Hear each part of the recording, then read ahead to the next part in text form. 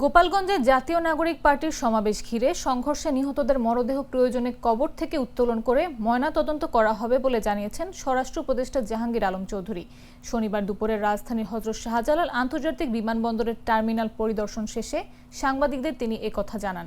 স্বরাষ্ট্র উপদেষ্টা বলেন, গোপালগঞ্জের সংঘর্ষের ঘটনায় নিহতদের মরদেহ নিজ উদ্যোগে নিয়ে চলে যাওয়ায় ময়নাতদন্ত সম্ভব হয়নি। প্রয়োজনে মরদেহ উত্তোলন করে ময়নাতদন্ত করা হবে।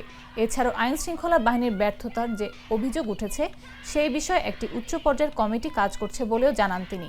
এর আগে গেল বুধবার এনসিপির সমাবেশকে কেন্দ্র করে উত্তপ্ত হয়ে ওঠে গোপালগঞ্জের পরিবেশ। নিষিদ্ধ ঘোষিত ছাত্রলীগ সহ আওয়ামী লীগের নেতাকর্মীদের বিরুদ্ধে দফায় দফায় হামলার অভিযোগ আসে এনসিপির সমাবেশ স্থল ও গাড়িবহরে। এদিন সকালে আইন শৃঙ্খলা বাহিনীর ওপর হামলা করে পুড়িয়ে দেওয়া হয় পুলিশের গাড়ি। বাদ যায়নি সরকারি কর্মকর্তার গাড়িও। দিনভর সংঘর্ষের ঘটনায় এখন পর্যন্ত মারা গেছেন ৫ জন।